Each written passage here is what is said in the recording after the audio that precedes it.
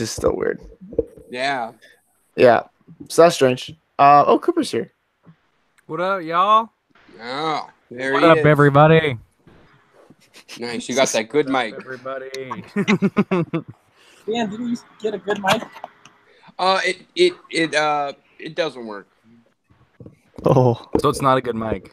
Yeah. It was actually a bad mic.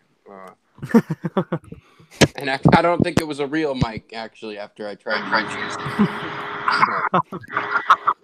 I'll be looking. I'm in a pretty good cash situation right now. Nothing, not a ton, but enough to be looking around for a microphone. Hey, guys. I thought you said you're in a good cast system. I was like, hell yeah. dude. That too, yeah. But You're not an untouchable anymore. yeah, cash and cast. Nice, they dude. go hand in hand. Oh, I mean, we'll get into it with this month's book. That's right. Nope. Can't hear you, Phil. Start recording. Can you hear me? I can hear you when you're talking to your earbuds. Can you hear me? Yes. Now, yeah. Yes, you can. Yeah. Yes. Everybody can. Jordan. I can hear you. Yeah, I got you. All right, cool. Mm-hmm. Okay, everybody, start recording on your shit right now. Now, what about Trick? He's still. That's right. I'll get Trick. I kind of like to grab the Phone's on. front and the tail end of the conversations. It's a nice little chat. Well, should we time it, or should we just press record? Yeah, we'll do 1, 2, 3. Jordan, are you One. sure you're not peaking on your microphone? Oh, maybe. I That just sounds tested pretty it. good. Does it? What do the waves look like? Do they look like Pretty big- What small. up? What up? They do. They're pretty small.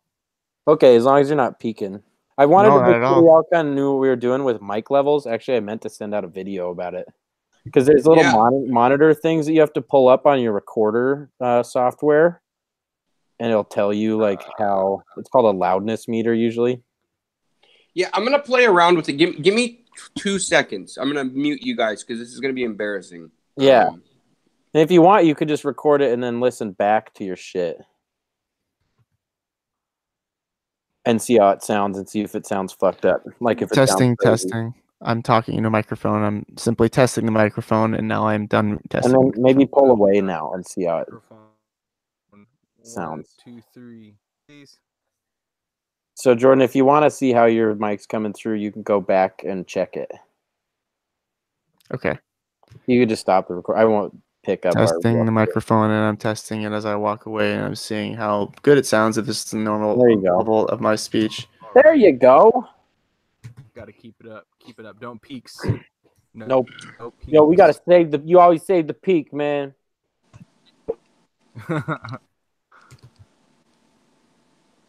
I got this thing, which is kind of exciting. Look at this. I got it on eBay. Is that a Oh, wow. taser? It's not a No, it's a taser. really nice recorder. It's like a super nice recorder. It's like 125 bucks. That's awesome, man. That'll be awesome. Yeah, I think it sounds good and shit. I thought it was for now too. self-defense. Sure, that's kind of fun. But yeah, because I've been wanting to get an interface, but they're like 200 bucks or so.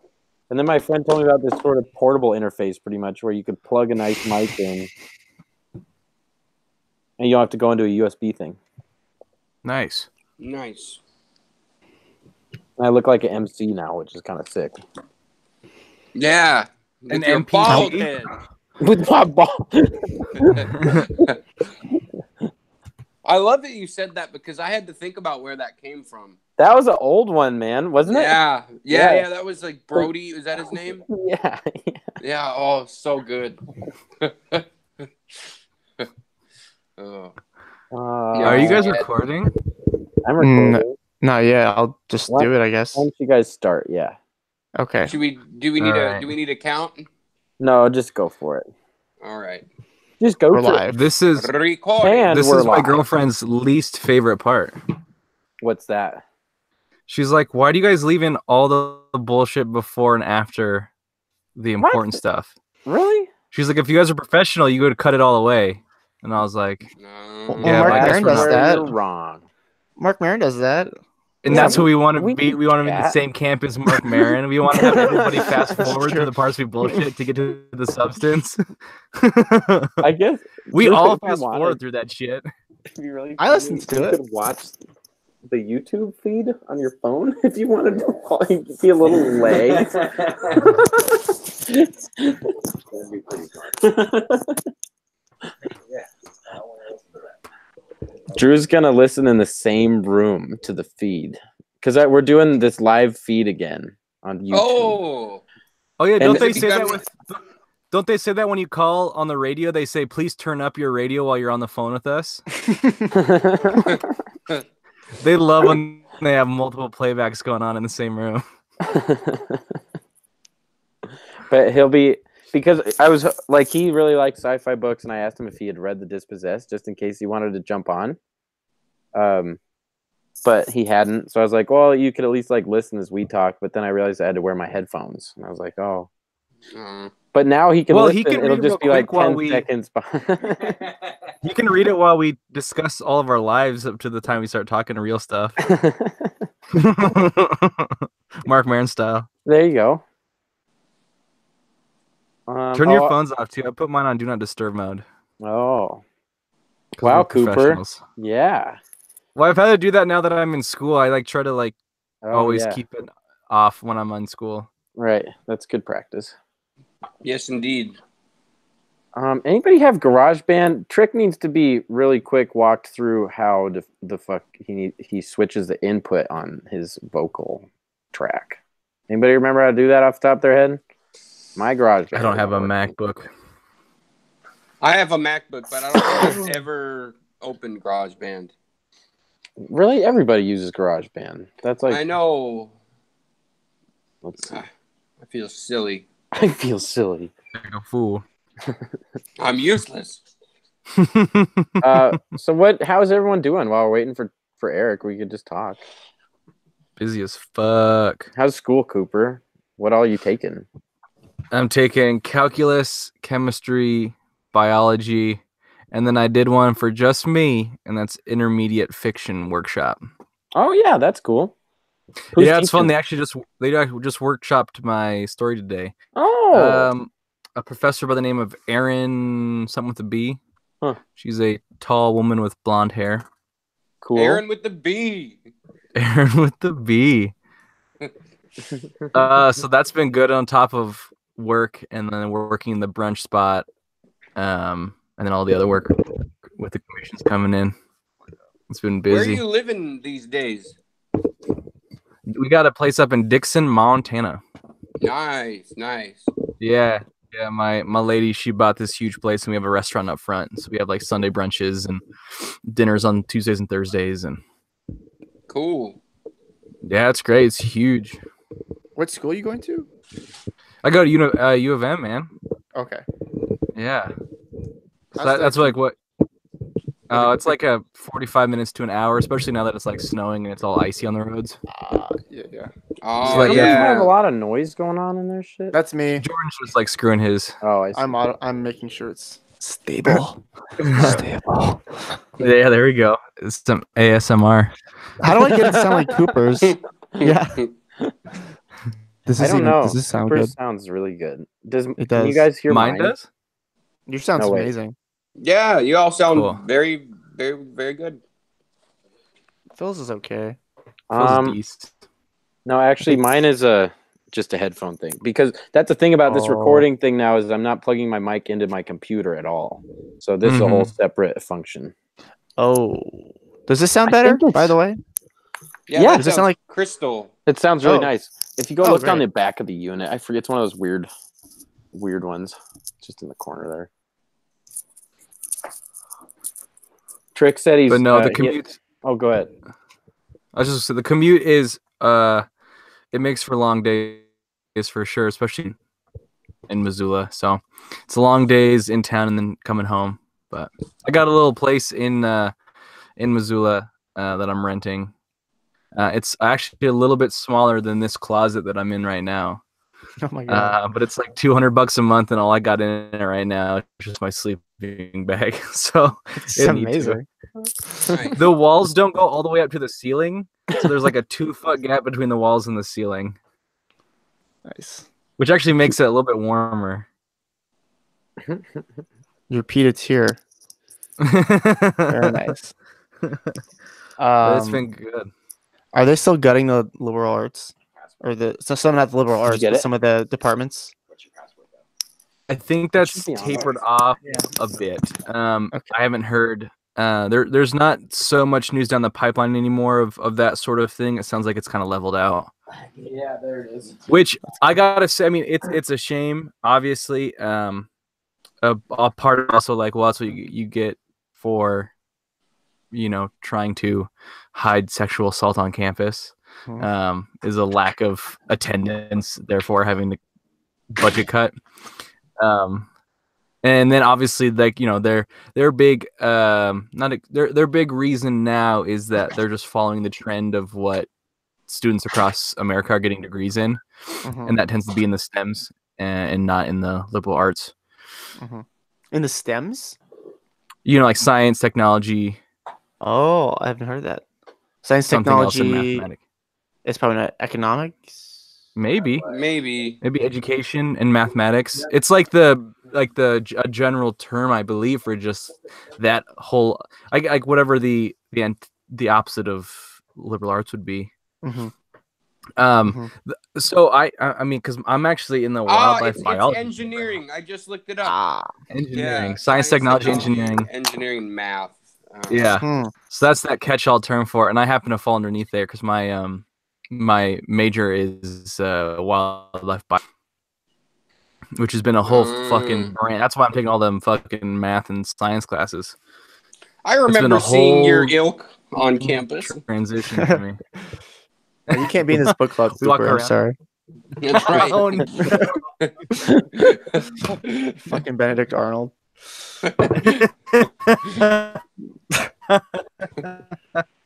Is it breaking up for you guys? Yeah.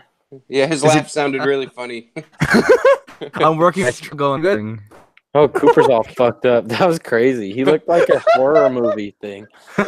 Like Jacob's Ladder. Yeah, it was Oh, like I love Jacob's that Ladder.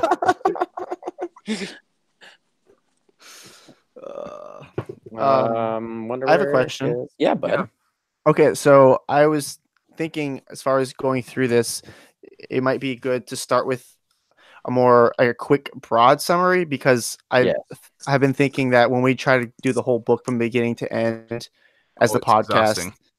yeah, and like if for someone hasn't read it, they probably are just disoriented as to maybe what's going on in the trajectory of the characters and things like that. So Are there headphones over there I on the think ground? we I think it would do us a service, because this one especially is difficult, right? With its like circular narration, Yeah, that's cool. which really works, but and That'll work. it might be a problem. But yeah, I also think we should maybe get more and more away from just like literally paragraph describing the book, and instead just discussing themes and Stuff we thought about or whatever.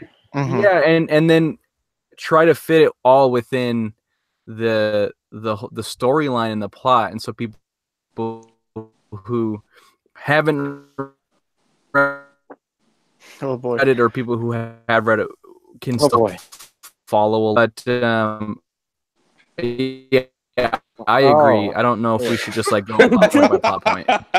Cooper, we're losing you all over the place. Oh, hey guys. As far as like structure for the pod, wrote a little. Oh no, Cooper. It's a soup sandwich. Cooper. Yeah. Cooper, I can't hear you guys. You have a really bad connection. We can't hear you. I do? Well. Yeah. It comes through sometimes. Good for the Then first other like 15 times minutes. It was good. How is it now? It's fine now. It's good. It's hopefully it holds steady there. rock steady. Hi, Eric. Oh, hi. Hey guys. Hi, Eric. Good to join you. Hello. Hold on. I'll be right back. Are you guys already recording? Yes. Yeah. I'll be right back. I forgot I got to grab my book. We'll probably cut all this anyway. Yeah. mark that? Is that It's book not very around? Did I seconds. put it? Is it over there? Is a book over there? What did I do with it? Quick. I also wrote a bit, just like a super quick paragraph, about the plot in the most like broad terms as like a jumping off point. So at some point in the beginning, if we want to, I can just read that out real quick, just like what we did with the last month's book. I like it. Sick. I'm gonna go pee and get some liquor, and I'll be ready. Nice. Good plan. Good plan. I guess I might like try to move that router around. Like I'm not at full bars. It worries me that I was cutting out like that. Why don't you see if you can dial that real quick? I don't know what else I can do besides just like move the router closer where I'm at. Mm-hmm. Like right now, like it's Tuesday, so we have a free movie night. So a bunch of people are over watching a movie downstairs, so I can't do it in my studio. I see. Hence the closet. I wonder if I can, because it's still fine now, right? Yeah. It is. I don't want to risk it though. So let me go see what I can do. All right. I wonder. I clicked on Dan so that it would stay on him, but now it won't do that auto pan thing between the people. I'm probably just gonna stop recording. That's cool. This is gonna make it this would make it a huge file. Does it take you guys long to send your stuff as long as it takes mine? It takes me a while. Okay, good. I was like, is there something I could be doing? Because it takes me like 4 hours to be able to send the file over to Phil. Recording. Sorry. Eric, do you have your nice microphone there? Yes. I was gonna tutorial you really fast. Check this out. Is this on the live stream, the Waste Division live stream? Yeah, this is gonna be a tutorial for GarageBand, real quick, folks. All right. Look How at to that change your freebie. input. Are you ready, Eric?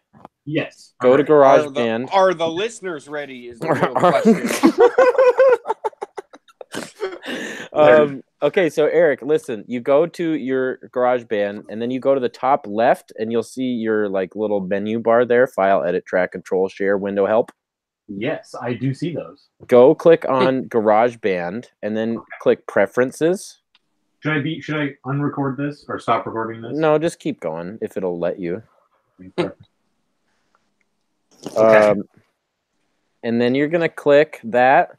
Click Preferences, and then go to Audio MIDI. It's got General Loops, Advanced My Info. Yes. Click Audio MIDI, and then you'll see Audio Output and Audio Input. Okay. And then what does it say there? It says my mic at Turtle Beach stream mic is for the input. Okay, so just make sure does that mic have a switch on it at all? Yes, it has a mute button. It has a volume. Yeah. So we just want to make sure that you're picking up and that your waves look like, I don't know if you look wavy. I'm not sure how the like monitoring works on the GarageBand. I do have the headphones with the microphone in it, but I don't have that one in my ear. I have that one like behind me on my back, and I'm trying to talk like into the mic this time rather than speaking from leaning back in my. You should just put that headphone back in your ear. Well, I do have a headphone in my ear, just not the one with. Put both of them in there, please. Yes, sir. We'll be able to hear you better, and it doesn't matter if as long as your recording thing is picking up, you're good. Well, I'm trying to talk more directly into my mic too, so hopefully that it's picking that up better. Yes, as long as you're not blasting it, like when you talk into it, you're not turning red, where you can see little sound things pop, like the little bars.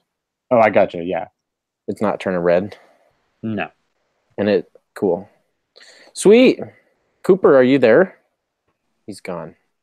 Cooper's dead. I'm nervous, guys. You're nervous? Why is that? Well, I don't know. I'm supposed to be leading this technically, but oh yeah, I got topics. I mean, the leader doesn't have to do that much, right? No, right. No. Thing runs itself, man. Like I think it's I would like to start off this conversation. I thought it was quite auspicious that one of the main themes in this book is walls, and our government is shut down because of a wall. We should just make it about the wall. This whole podcast. Yeah, right. Isn't that what it's about? Yeah, but I mean that'd just be really reductive, I feel. But But that I mean- was a very Oh, fucking finally, we kicked Phil out. where'd Phil go? Yeah. That fucking piece of shit. Where did he go? So-called leader of Waste Books. Just resigns. I thought we were anarchists. Oh, okay. The fuck. But as we saw in this book, anarchy is not sustainable. Right. Bunch of idealists. Fucking This shit together. Odonians. Goddamn Yeah. Odonians. What do you guys have for pronunciation? Euros? I was Eurus? just gonna say like, I was saying Euros in my mind. Yeah. Urus? Well, yeah, you just wave. I Eurus. definitely was not saying Urus. Uras? Euros. I Euros wasn't sounds... giving it a Latin spin. Euros. Euros. Euros. Urus? I was gonna don't look know. up online Eurus. because I'm sure there's a pronunciation guide. Because she does not really give us a break as far as maybe we should say this for the podcast. But that was like, there are so many terms in there that I was like, how do I even begin to pronounce this? Mm-hmm. Anarasti? Anarasti? Anarasti. Anarasti. Iris. Anarasti. I also took that she named that one based off of her own name, Uras. Mm-hmm. There we go. Mm. And I think that Ursula means like female bear as well, or she bear or something. Ursa, Right. yeah, sure. So yeah, there's my 2 cents. Well, this has been Waste Books. Bears and Good walls. night, everybody. Signing off. Bears and walls. Walls to protect against bears.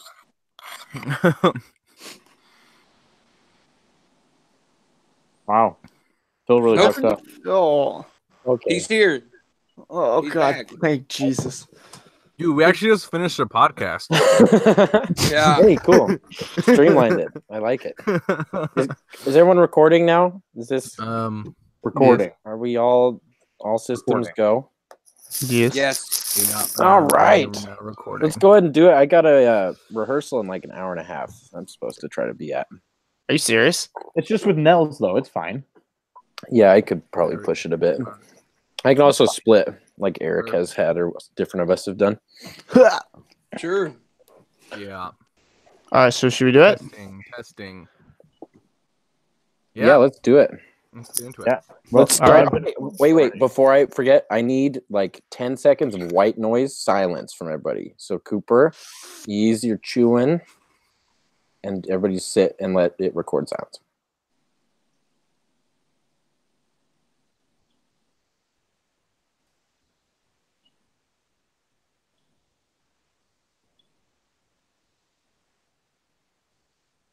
Okay, thank you. Oh, That was really hard. That was That's kinda nice. meditative. It was Yeah, it was meditative. just Yeah, for you. I just did the Lord's Prayer. Oh, All right. that's rich. Cool. Well, let's introduce ourselves. Yeah, hey everybody, and welcome to Waste Books. Who are you? I'm Cooper Malin, longtime listener. I am out. I'm out here in Dixon, Montana, in my closet for the time being, in the doghouse. Drinking a hams. Yeah, hams in the closet. That's Very a good, rare form. We missed that out here. Well, then this is Eric out in Eugene, Oregon, not in a closet. So that's You're in some kind of closet, Eric. We all know it. But no comment. this is Phil in Billings, Montana. You don't want to And give your I, last name Griffin.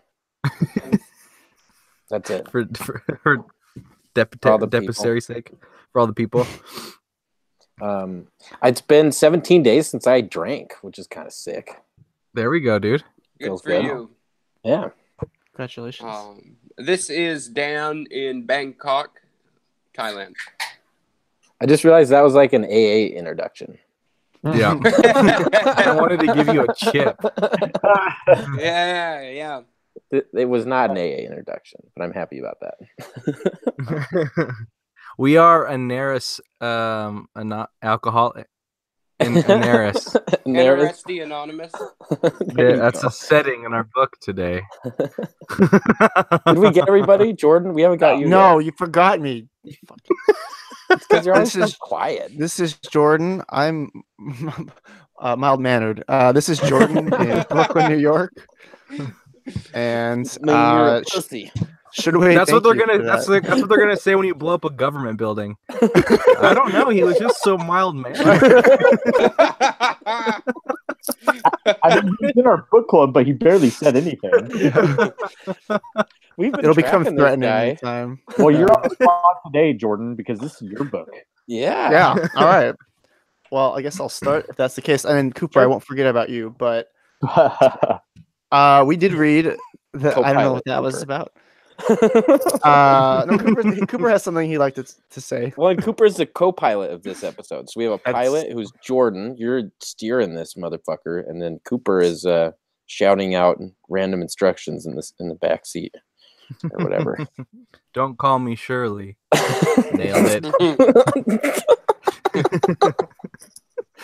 Oh boy, we better start, Jordan. You need Okay. to go for it. I gotta fucking start wrangling you guys in here. Okay, so we read Ursula Le Guin's novel, The Dispossessed. I would just like to say I really enjoyed this. I had never read Ursula Le Guin before. I always looked forward to reading her. She seemed like a fairly progressive writer and also very adept at writing in science fiction. I just want to say off the bat that I actually did enjoy this more than Dune. I think that there was something in science fiction that I get bored about, which is a lot of world building. So a lot of my favorite sci-fi books, like Brave New World and Orwell, 1984, they aren't really as interested in that, and they're more interested in social concepts and more philosophical ideas. And I know that Dune does that a lot and does a really good job at it, but it did seem like an action novel in like this macroverse. And I really like Dune. I'm not gonna say I don't like Dune. I love Dune. But I really enjoyed this reading this. So before I say more about the novel, Cooper, I think, had something that he'd like to just start us off with, something written out. Yeah, this is something my lawyer's having me do now. I have to go and no, this is sort of I wrote up a little typical back of the book summary of The Dispossessed without giving too much away, and I have this for everybody. The Dispossessed is a look at two radically different worlds. Our protagonist, Shevik, is a brilliant and capable citizen of the satellite world Anaris, occupied by a radical group of anarchists who follow Adonian philosophy. Anaris was populated from its sister world, Uras, 150 years ago, and we begin with Shevik, leaving Anaris on board a space freighter bound for Uras.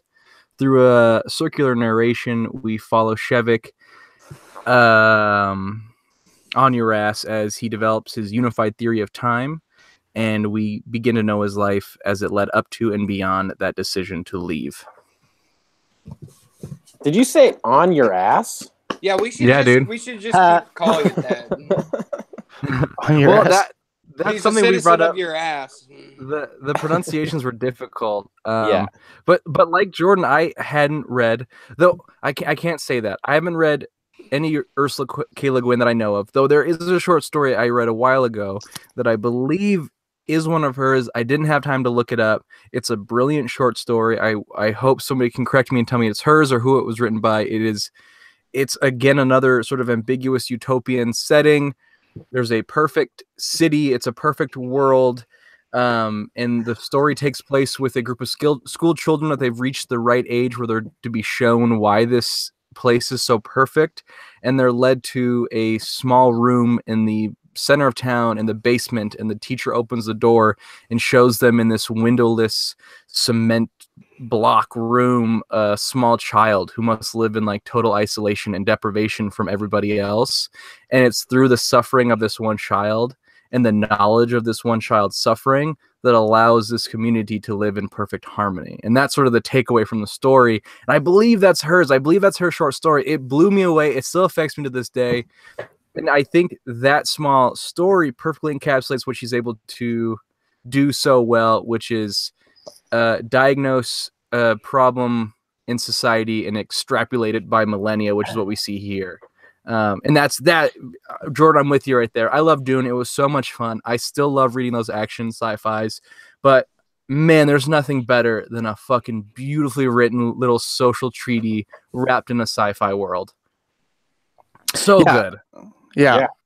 I definitely thought that this book was just as engaging for the opposite reason as Dune. Not because it was so much action-packed and full of world building, like you were saying, but like for a lot of the commentary on like social structures and philosophy and like science and stuff was like super engaging to me, especially through that character's mind. Oh, it's great. It's funny that we keep comparing it to Dune because we've done a couple. It almost feels like this podcast is becoming a sci-fi book club, which I don't have a problem with. But it's funny because I don't see really any comparisons to Dune besides the science fiction genre. I would actually compare this to some of our other more like capital L literature books that we've read. So I don't want to stray the listener off too much by our constant comparing of Dune. This is a space adventure of sorts, but also not really at all. Well, there's no aliens, really. Right. Well, there's aliens. There's aliens to us, right? Because we're working with 4 different alien species in this story. Because we actually have a human counterpart in the Terrans. The Terrans are the humans from Earth. And so actually, the Krivchevik is technically an alien to us. We actually don't know his race. And then there's a couple other races that are brought up within this novel. The Hainish and the Sessions are also a whole other alien race that I believe we meet the Hainish at the end of the story. They're who take him home, jumping far ahead. And the novel she wrote before, Left Hand of Darkness, which is her other parent masterwork, that's about the Hainish or Hanish. They have no gender in their society. Yeah. Or it's very fluid. I also have just like heard this like by proxy. I would like to read it. I hear it's fantastic. Yeah, I would love to read some of the other Hainish or Hanish novels. Because that's something we're talking over is the fact that this is considered part of what she called the Hainish cycle. Mm-hmm. This is the first book in it, though. Which is the first book in it. And if we want to go with the full title, which I think is fascinating, it's kind of been penned as The Dispossessed and Ambiguous Utopia, which if a lot of copies that I've seen and that I had that as sort of like a followed like The Dispossessed : an Ambiguous Utopia. But when it was actually in its first print, it's just something that she gave the publishers to put on the front cover as a sort of like grab the readers if they picked up the book. But I think it so perfectly encapsulates what she's written that it's become a sort of second parenthetical title to The Dispossessed, which is great. I don't know if I love dystopian novels, and it's really cool to have a utopian one. But again, as she puts it herself, an ambiguous utopia. Yeah. This is something you don't see I don't know any anarchist novels. If you type in anarchist literature, the first novel that'll come up that as a novel is going to be this on Google. Oh, that's fascinating. Yeah. And utopian novels, I don't know if there's been a utopian novel written in the last 80 years just because of modernism and postmodernism is so skeptical of any kind of idea of utopia. Oh, they laughed that idea out of literature. Yeah. So, like, a big part of what I want to talk about today is whether or not this is a postmodernist novel, and if it is, why? Or if it's not a postmodernist novel, is it calling for some kind of foundationalism, that there is some kind of essence to things that we should be striving for? I think she's not to say that she's backwards thinking or antiquated, but I think that she is pushing a new trend or idea that I think we see more and more of, that postmodernism, as abstract as it is, really limits other people from engaging with these critical thoughts. And I think she does a good job of towing that line between being abstract and being grounded. And gender comes to play, and femininity comes into play with that. Fuck yeah! I want you to put a pin in that. I want to come back to it. I personally want, in your words, so we can all come on the same page, a little mini breakdown of postmodernism, but maybe we should go back to just setting up what we're talking about here. So the book opens with, we don't know his name yet. It actually opens in a really beautiful way that comes to define as a pretty big theme of this book, which is walls. And the very beginning of the book, not to like get into too minute of detail, is a wall surrounding the site that we come to learn is where freight. Yeah, I just want to say before we go anymore, I got real fucking tired of the wall thing. That got, yes, it is. Toward It the is end a of the big book. major That got theme. really. She beat a dead horse, I thought. Mm-hmm. That's I could my see that. only complaint. That's my only complaint about this novel was like I can the whole see that wall for thing. sure. By the end, it's like Jesus fucking Christ, break down the wall. Fuck Well, me. it seemed like the wall wasn't very big either. Like they could just hop it, and like, why don't you guys just hop it? Well, I mean, it's more metaphorical even in this world than it is a Right. literal wall. Right, but Even how tiny it is, because I think it begs the question, right? Like, who is Aneris walling in or out? Are they walling themselves off from the universe, or are they walling themselves into their potentially failed experiment? Because again, just to go back to what we're talking about, Aneris and Euros are sister planets. Aneris is made up of a colony of people from Euros who left 150 years ago, following a revolution to start an anarchist society. And Euros would be closely described as pretty much what Earth is. It's geopolitically divided. There are different countries. Capitalism seems to reign in most of the ones that we're familiar with. The words that I ran across when I was reading about it was capitalist patriarchy. Right.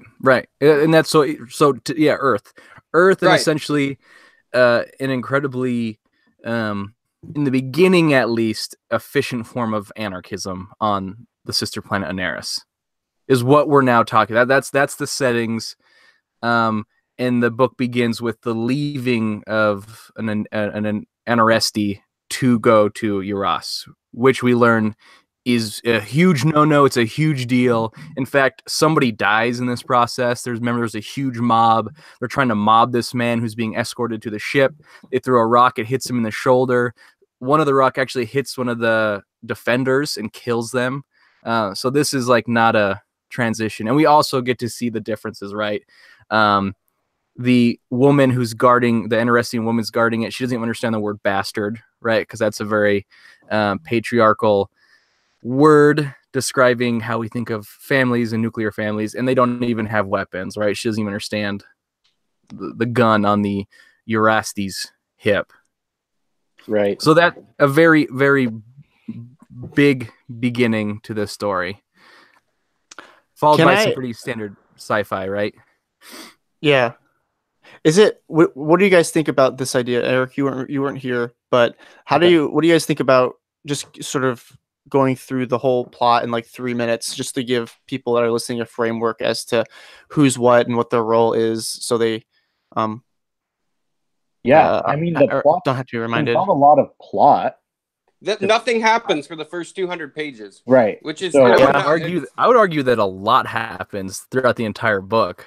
Right. I think as far as like big, like action-y type plot points, there's really not a lot, so it's kind of easy to breeze through like the physical things that happen and then go back. What are you talking about? The Moon Man goes to your ass and like has to get inoculated to diseases. That's like the beginning part of the book. Totally. I think you were arguing for like going through that more quickly and then going back into like, I'm okay with that. I think a lot happens, but I think you can still generalize over like what occurs in about like 2 minutes. Yeah, right. Okay. Okay, so basically the Shiva character is a top, correct me guys as I go through this, top, I guess what is his occupation? He's a physicist. Yeah, a top physicist. I hate to like even slow it down even further, but leading to the top of the book, I would argue that he's not even a top physicist, right? Because that's why he left Aneris, is because they don't have tops. That's a Yeah. big thing of what drove him away. Oh, Cooper with the big swing. I know. I Thanks, hate to like Cooper. further slow this down, but for the Urassi's purpose, he is their top because they do rank. Right? he's brilliant. That's why he goes there. Anyways, Or- sorry. And that even gets to the whole idea of, can you really live in an anarchist society when this is like a Nietzschean thing? Even like there is a hierarchy. There are people that are better at managing than other people, and does that mean they're superior? That's a whole other question, and what comes with that. But okay, so he leaves this colony, which is a bunch of basically pilgrims from England go to America. Same idea, except they create an anarchist utopia, and then the Eurasians don't have to worry about them anymore, and they're cut off contact entirely. And this world they live on is very harsh. It is very brutal. They have to work together, or else they will be exterminated by natural phenomena on the planet, like deprivation and starvation, dehydration. And the Uras is a very beautiful planet. It's very fertile. There's a lot of life activity, and that's something Shivek is going to appreciate as he's there. So he comes to this planet, Shivek comes to Uras, the capitalist planet, and basically has these experiences of what it's like to visit something that's like a surrogate Earth from an anarchist perspective. Nice. And just is introduced to all these things that we take for granted, like relationships and like possessing people in relationships, or the idea of possessing anything. And this is something, and this feeds into the title also, this dispossessed idea, whether or not, I mean, this is something I want to talk about later, but having a possession is also being possessed by your possessions. So the dispossessed could mean someone who is been, they don't have their possessions anymore, but they're also no longer possessed by being freed from their possessions, i.e. anarchists. So these people he sees them as having possessions, but also being possessed. And this comes up again and again and again. Right. And essentially his time there is told in these flashbacks, basically in every other chapter, every like odd numbered chapter goes back to chronologically. So like chapter 3 will be the Shivek's childhood. Chapter 4 will go back to the planet. Chapter 5 will be his basically high school years, adolescence. And we go through the whole book, and eventually we catch up to him just as he's about to leave to where we started the book. And that idea of causality, and as it's told in the story in the novel, plays into the novel ideas of temporality. And that has to do with his role as a physicist. Right. The other thing, why they want him, this is the last thing I'm going to say, why the Uras wants Shivek. Is that right? Yeah. Wants Shivek is because Shivek. I like saying Shivek because it has the feminine in it in his middle name, but it could be either one. Shevik sounds like a vacuum cleaner. Yeah, or like a Russian fucking anarchist or something. Right. They want that he has the capacity to build a machine that can travel the speed of light, which is the Ansible, which is a trope that's used in science fiction to this day by several writers. And we find out novels that were written before this novel that are chronologically after. Now that's complicated. That the Ansible is created, and he does succeed, and it allows these different planets to communicate instantaneously.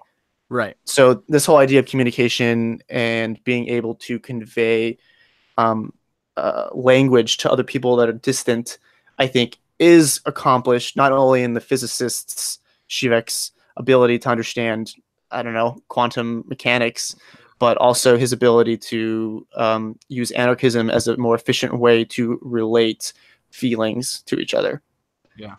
Okay. Just briefly to talk on the physics, I love the physics that we are introduced to in this galaxy with Uras and Anaris, because the way Le Guin describes it, it's obviously different than our physics, and that's her way of sort of cheating the ability for him to create something that we have found on Earth to not be possible through physics. But she describes several times that this is a physics, so it's a hard science that also incorporates like cosmology, philosophy, theology.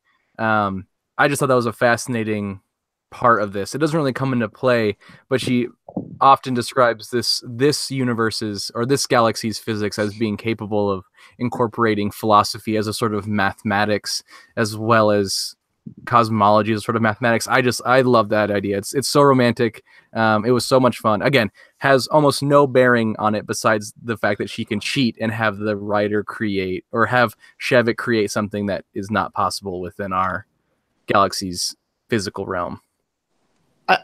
I think it does. I think it does have some significance as far as using math to create something.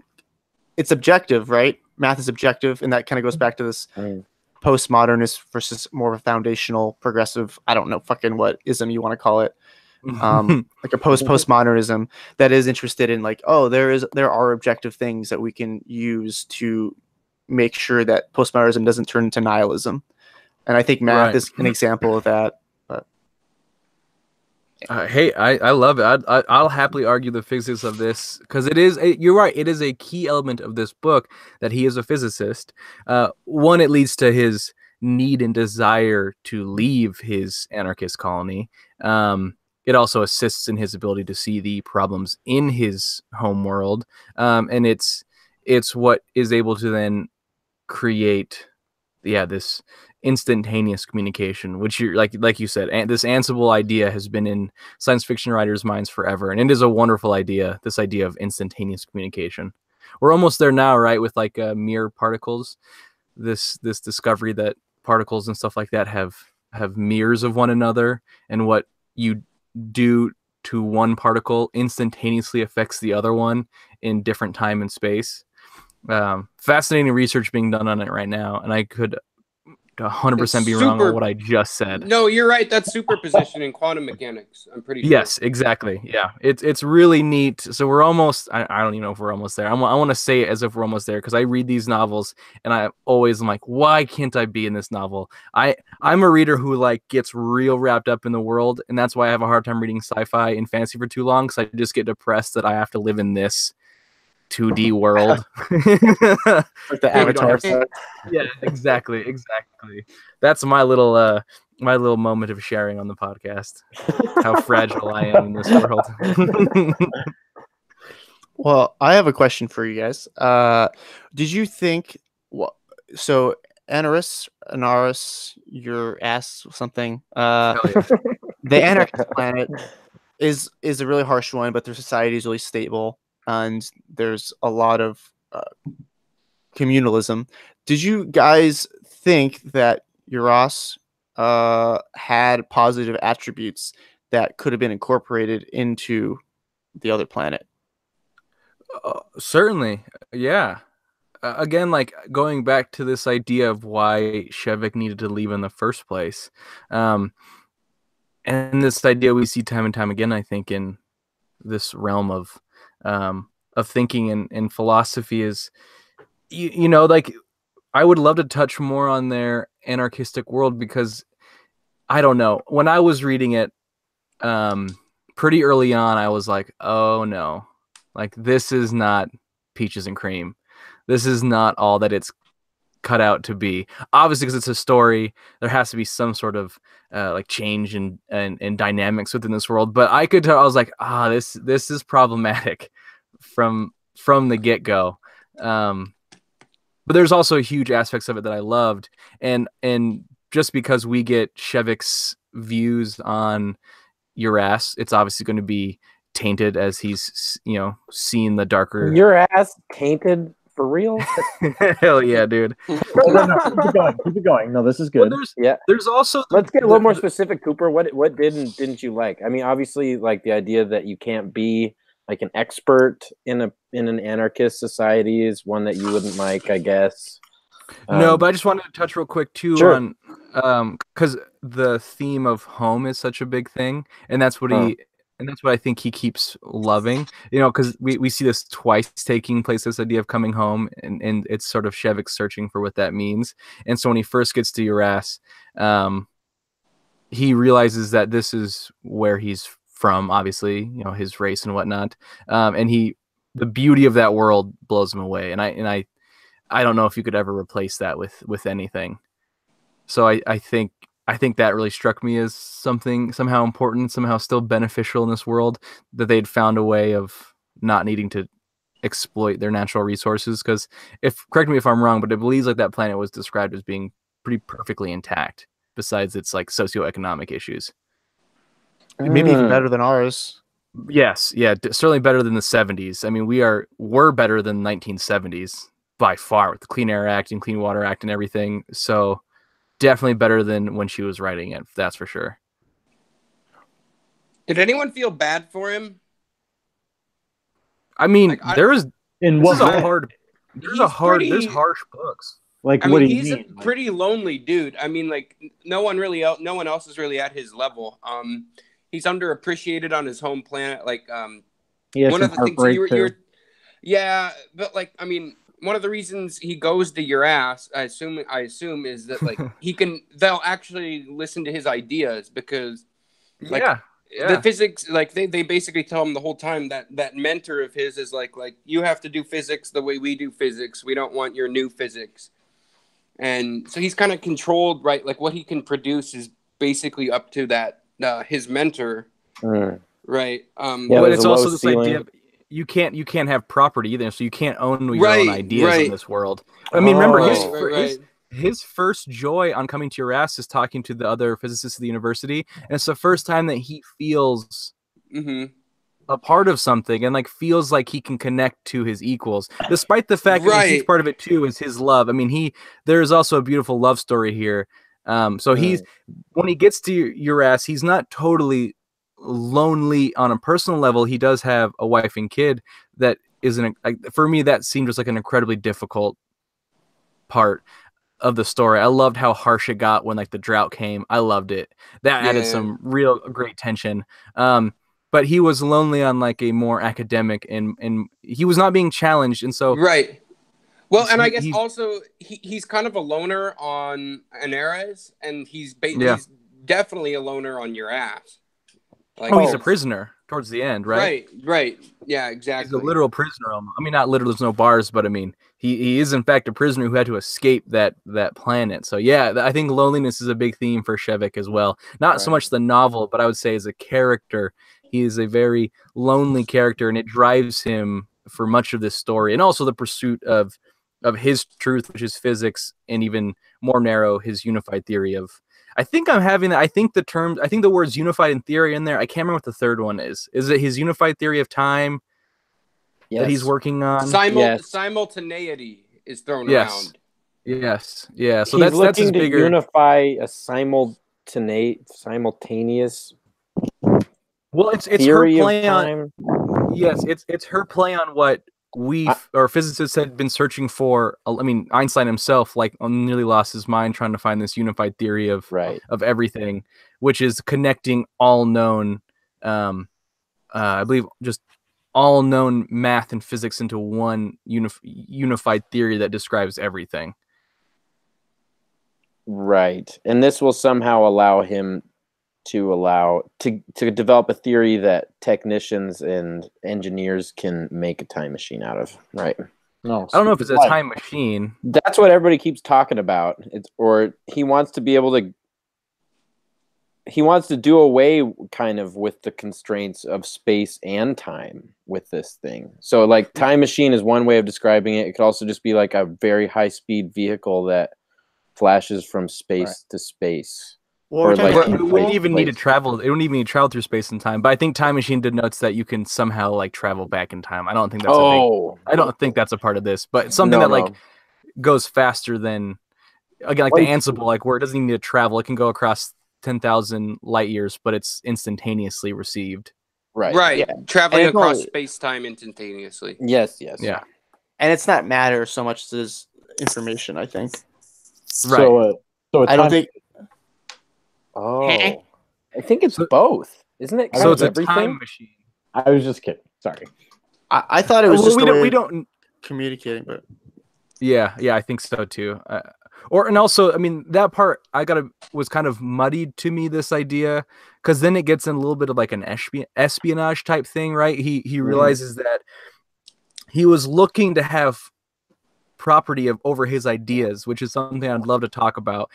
So he goes to Urass and realizes that not only is his ideas property for once, but they're actually not even his property. They're the university's property, who is holding him hostage, and he's told numerous times, like, don't write any of this shit down, because they will take that from you. Like, they brought you here to take that idea from you. Right. Wait, this is what the Terrians say to him? Mm-hmm. Or no, remember that's what the guy from socialist Ben Beely, the Ben Beely dictator. Like, remember he was the agent sent from Ben Beely. He told him, like, these Iodians, which is the country he goes to, are just going to steal that idea from you.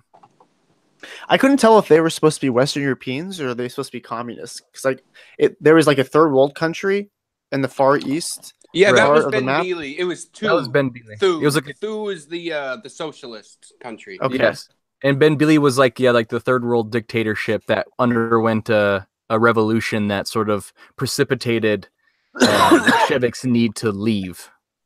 They were like this, like the Chinese or maybe the Russians or something.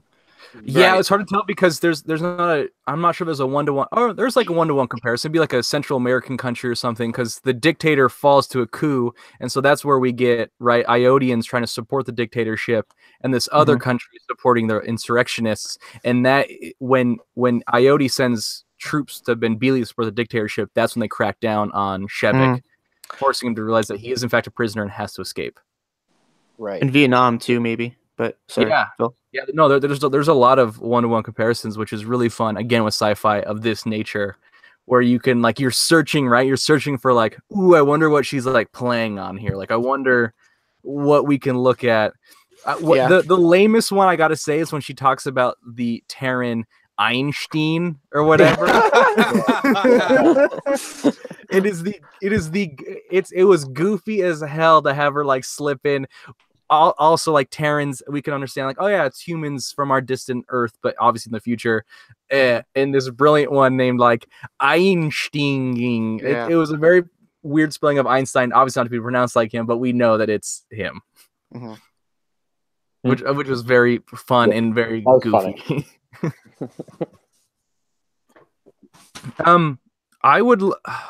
I'm trying to think. I would love to talk about so much in this book, because I think there was so much to pick apart. Again, the beauty of this type of sci-fi is that there's the very surface level fun ideas that she plays around with, when he gets down to Urass and is fascinated by the by the way, really how quick, much just wanted to say that in the audiobook that I listened to, they did call it Urus. I just remembered that. So even though it's really funny that we've been saying your ass for God, I've been trying 30 not to fucking just crack. You guys have just been going at it. Pronunciation was a struggle on this one for me. There was no help in a lot of them. It was also fun hearing you guys say your ass a bunch of times. Hell yeah, Urus. Hell yeah. I don't even know what I was saying anymore. Oh, just there's the surface level comparisons and fun where she has with his fascination and wonder with faucets and their ability to waste so much water. And then there was deeper ones, when they were adolescent kids and they watched the video on Urus and they discover what a prison is, and so then they imprison one of their classmates. And that's a really fascinating scene. That was a really fucked up little story. Yeah, it was amazing. Let's walk through it. I want to kind of get into some dirt on this stuff. Because it was Shevik's, it was his real. He learned what it was to exert power over another human being. Right. And then during their recess time or whatever, or when they would have between classes at whatever academy they were at.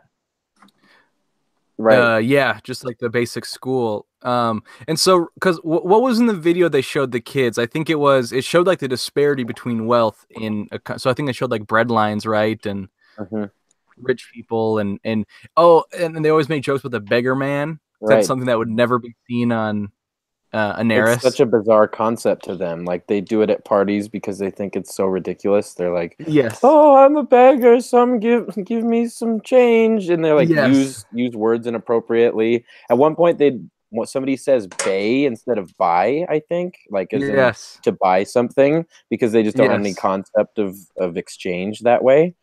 Because they could just go into their like little whatever depositories. What do they call them? Is that right? That sounds right. Sounds right. You could just go take what you need, basically. Right. Even though there isn't a ton of it, right? It's not like a Walmart, probably. Because there's also several moments even in that chapter about his adolescence. Remember, he's also chastised for egoizing. He's forced to leave the classroom because in it he's discovered a really fun mathematical equation and he wants to share it with everybody. What's the paradox, Dan? Do you remember? It's the Zeno's paradox. Zeno, yeah. Yes, it's her play on Zeno's paradox that he somehow discovers Zeno's paradox, which is really, again, fun and like silly.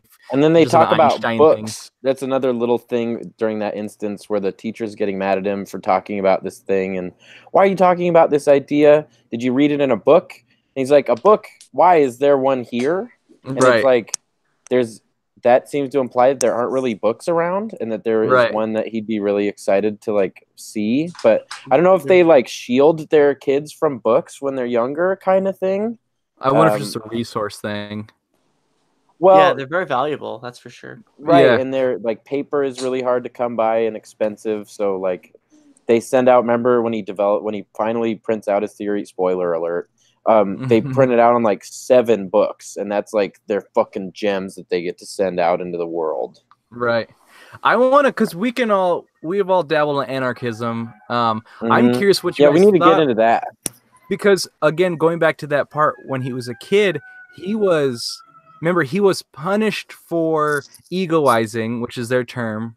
And essentially in that, how I read that part was that he knew something or obtained information within himself that the other students could not know or share in, and for that he was punished. And that like broke my heart, and it actually like broke his heart and sort of shaped how he came to think of this world he was growing up in. It was a very big moment for him when he was punished for simply knowing something, because being excited about it. Yes, just wanting to share it, and but because nobody else could know that as well, he was egoizing. It was one of the worst crimes besides being a propertarian that you could be on this planet. It's like the tallest poppy gets cut off, or whatever the fuck the saying is. The squeaky wheel gets the oil. Yeah, and that's kind of in this case, oil's punishment. It's kind of an interesting thing for me that occurred to me was like the idea, damn it, of privacy in this culture. Oh yeah, anarchist culture. Where and it's kind of cool, right? And there's some pretty dope aspects of life there, right? That we get to see when Shevik is with, what's her name? Damn, that's a tough name too. Which one? The first girl? The mother of his daughters. Shit, what is that? Takfir? Yes. Takfir, yeah. Takfir. Yeah, Takfir, I think. They're like hanging out, and they talk about going to get the kids from school or something, and then they just drop them off where the kids sleep. At a certain age, the kids leave the parents and sleep in a dormitory with other right. So children. And it's kind of slick because then they get to go fuck or whatever. Right. And their attitude towards fucking is like pretty sweet. Very liberal. Yeah. Very open. I love the privacy thing too, because I could relate to when Shevik got privacy. So this world is one in which you share dormitories, you cohabitate together in large open spaces. And when he goes to university in the big city, and this is on the anarchist world Anaris, he's given his own room, and it gives him such pleasure. And I could totally relate. I mean, I just kept thinking of was it Virginia? Who wrote the Virginia Room of Your Woolf, Own? A Room of One's Own. Yeah, Virginia Woolf. That, I mean, again, as a white male, it's hard to relate to a story about like not having space within the patriarchy. But I gotta say, the general tenets of having a space to create, as somebody who just got a studio to work in, is so liberating, and it was for him as well. Totally. I just really quick want to go over something. She tries really hard to make it not authoritarian, like the way that anarchist society is set up. Like people are allowed to leave, right? Well, they can't leave Daenerys.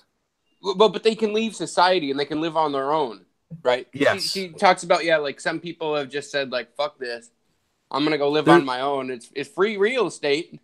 Right. But they're described as not being, because we get this, and I wish we could find the name for it, because I think there is a term for these people, but we're given through the characters that these are people who couldn't make it within society. So it is a negative thing where they're outcasts, right? Dan, I'm with you where that sounds fun as shit, but I think in this world there are more people, they would be seen as being like lazy or... No, yeah, I agree completely. I was just basically like, they're not forcing anyone to be a part of this social experiment. Right. You're right. There is no authoritarian rule, though we can argue that towards the end, that's what it's becoming. But it's sort of ruled by what is oftentimes even scarier for me, which is the idea of like social rule, that you stay within the lines because of social pressure. Yeah, I don't like Ayn Rand at all. I hate Ayn Rand, but this did have that kind of element, a little bit of it, where like stifling individual.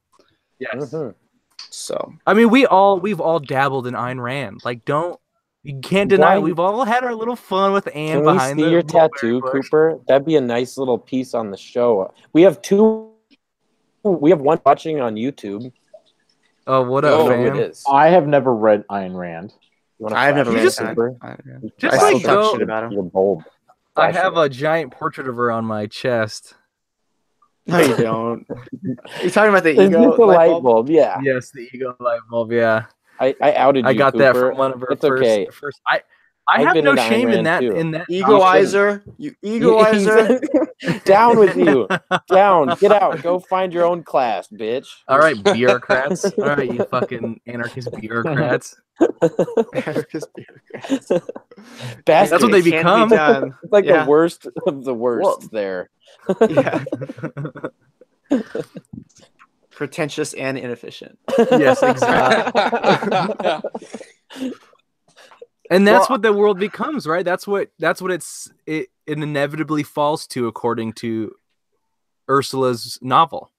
I have a question though, because I feel as if it was always like that, and he just doesn't realize it until the end. That there always were these limitations set in place for pretty much the whole time they were there. Yeah. So I don't know. Like, it's a question of how anarchist can an anarchist community be without just disintegrating. And what are they natural rules that is this part of the foundational thing? Yeah, right. Because who's the playwright who is essentially like one of our bigger black sheeps of this anarchist society, who wrote a play about Uras, and through many instances, right? Like in the beginning, it's sort of hinted at, and then finally Shevik realizes that he was essentially forced out of this society because he did not fit in. Free expression is starting. He's starting to see free expression be stifled. Right. I think that's an element, and I'm trying to remember, because I think knowing what the play's about is also a big part of it, because it not was so much satire. I think wasn't it a satire? Yes. On Aronasti society, I believe.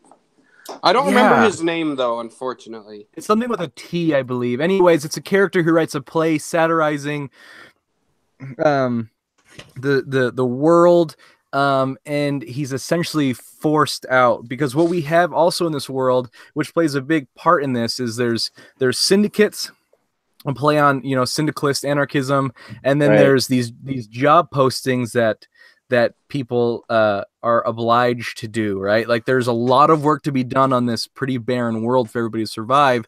And so what happens is you can be called to do a job. In one instance, I mean, Shevik's called to do a job, and it's 4 years of this job. Isn't it? It's a post, they call him. Planting trees. Well, that's one of the first ones. I was referring to when he had to do the dust, and that was like one of the harder aspects of the book during the drought, when he was in charge of writing a list of who gets to eat and who doesn't. Right. Oh. And we see this scene with him and the trucker, and it's very John Steinbeck-y, when he's like the unnamed guy in the truck driver's car, and the truck driver can tell that he's ready for the dust. The passenger, he calls it. Oh, it's the so good. Like, what happens, Coop? Do you remember walk it through a little bit?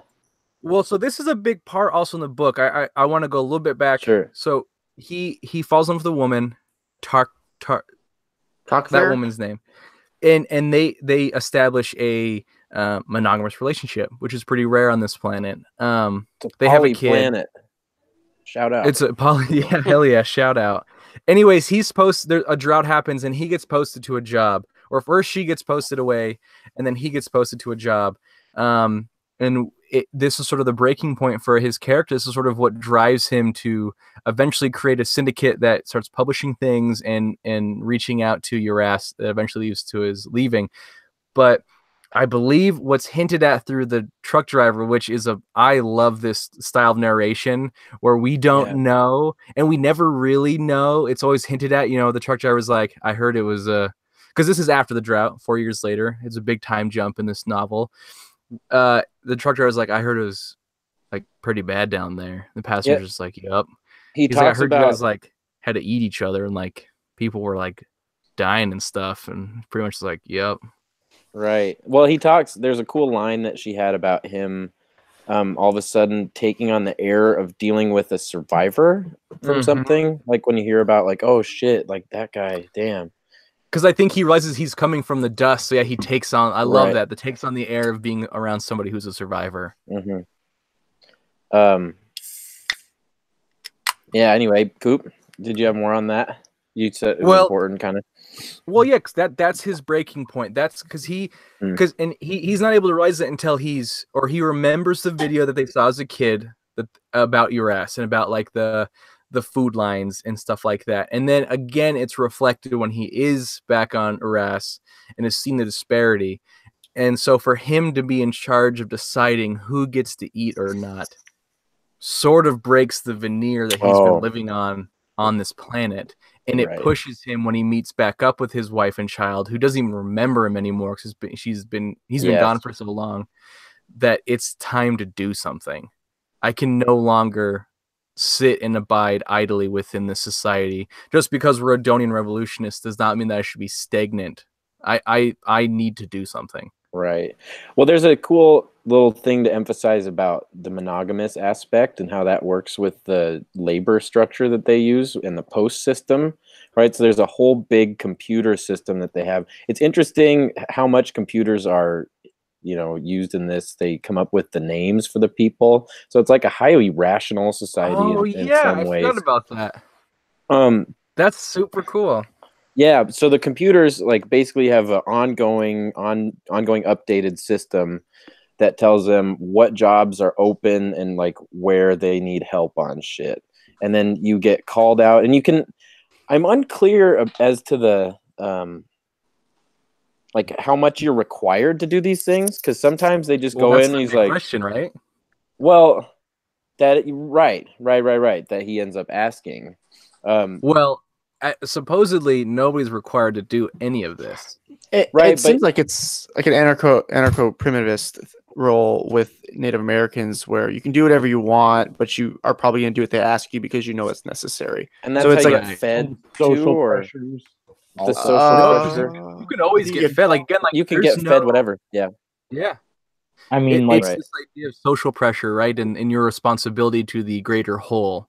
Right. If you want this type of society, then you got to put in some, sweat, blood. Right. So they end up not hooking up for very long because it's kind of a liability when you're moving around to work like that. Well, in fact, it's what led to his mother leaving his father. Oh, right. Which is a pretty big aspect of the story as well, where he was raised by his father because his mother took an assignment and left. And then we later find out, because he suffers from a fever while on Inaris when he's a young man and is in the hospital, and comes to find his mother sitting there. And she sort of tells him the work came first. Right. I left because the work came first, and her work, because she's also a scientist. So this is not, I don't believe it's supposed to be some like Soviet era propaganda, like the work comes first, but it's sort of giving you this genetic identity of, he gets some of his egoism from his mother, who chose her scientific work over her family. And then he denies her. I did Okay, so this is maybe something that'd be fun to talk about. This idea of let's make this interesting for our listeners. Talk about monogamy and Yeah, buddy, get it. polyamory. Hell yeah. I think it's definitely pro polyamory, but I do think it makes arguments for monogamy and this idea of possession. And I could even find some quotes in here, but instances where there is a type of beneficial possession. There's a great quote. Maybe the one quote I'll remember more than anything else, where it talks about how women are possessed. In the beginning, this guy's talking to. Yes. Yeah. And is it B? Is it that B friend of his that comes back later? I think so. Bebic? Yeah. Bevel or something? Well, maybe. I think so. BDAP? Yeah. BDAP? Yeah. He says that women are really possessive and they're not anarchists because it's genetic because they have kids, so they possess children. And I was interested in whether or not maybe that is true, and maybe that's a good thing. And I'm sorry, I'm doing a bad job of saying the story because the response that Shivak has to him saying that women are possessive is that I actually think that women are naturally anarchists and men have to learn how to be anarchists, which I think is really cool. Yeah. That was something that resonated with me. Do you have that passage? Because I feel like I can find it. Or maybe we shouldn't dive too much into it, but I also remember a little bit of text. Jordan, if you have any quotes, if like conversation lulls, we can bring them in and shit. Yes, I have like 10 of them, so. Sick. Because his right. Women are naturally propertarians because of their because they give birth to humans, that gets into so much. Like, I also wanted to ask, like, how much is this a feminist novel? Because a lot of feminists say this is not a feminist novel. Yeah, is that right? Yeah. Ooh. Why? Well, a lot of like feminists of the era I kept finding did not like this. Well, I mean, the protagonist is a man, and why? Sure. That was a big thing, was that Ursula Le Guin chose to have a man as her protagonist. Okay. Also, what was some other complaints? When they're children, on the children in the anarchist society, they separated by sex naturally and played together according to our story. Like the boys fight the boys, girls fight the girls. Again, this is like what I could find was that this was complaints that like what would be considered like second wave feminists had a problem with. So I don't know what modern feminists think of this book. I think she's pretty well regarded within many feminist circles as being a pretty revolutionary progressive writer. Yeah, because I mean, also, who's to say that demarcating females and males is a good or bad thing? That could have been a flaw of this anarchist system. Right. It could have been intentional. It could have just been the way she wanted to construct the story. What she said when she was confronted by this, because again, a lot of the anger was because of Shevik being a man, and she said, "I'm a sci-fi writer. I wanted to write an alien main character. What's more alien than me trying to write a man?" Which is, I mean, again, I don't think this is where people should die on their swords. I think she created a fantastic story and happened to use a male protagonist. I'd be curious to read one with a female protagonist. I don't know how much his gender had a role in this. Besides, it may be emphasized like that, even that there were, and this is like a larger point to emphasize that like this anarchist society still popped out of a capitalist society, essentially. Well, it also made it so he could survive on the capitalist society, right? Because women on Ures are like really like it is incredibly patriarchal, and they are very much subjugated. So if he had been a woman as the main character, he couldn't have. I mean, they don't. What he did. Yeah. Remember, they laugh at him when he says that women go to school even on and do science, right? That's insane, right? Yeah. They said they're genetically like, how is that possible? Like, how do they? Right. I don't understand. Well, and then the girl, he ends up. Oh, we need to talk about his breaking point. Much later in the story, he comes on her dress in a rather disturbing, weird, rapey thing. Yes, but it's after he drinks alcohol, kind of for the first time, I think. Yeah, and he's under a lot of the weird pressures of the planet. Not to be a fucking apologist, but it was a strange situation. And But she's all pretty, like talks about how pretty she is, and I think all the women, at least when they're going to parties, go topless, right? They were all hanging out. Oh topless. yeah, they're like there was Tell, I was trying to figure that out too. I remember And there they was And like they're have, like- bald. and they're they're bald. bald. They're all bald. They all shave their They got a hair. bald head. They got a bald head. But what's also fascinating that I think she was able to capture from her perspective was a lot of the women that we saw, and we saw what is her name? She's like an aristocrat Vera? or like yeah, that sounds Vera. right, Vera. It's like his wife, who is just kind of a girl about town, a socialite, but when she would be interacting with our characters, I think this is a great way of showing a strong female character working within this patriarchal society. Like she was like manipulating Right. everybody in the room in the situation, but had to play the role of like, oh, you know, what you're talking about is just way above my head. Yeah. Like I could never understand that, but was still very like just like trying to find her ways of exerting control in the world where she doesn't have control.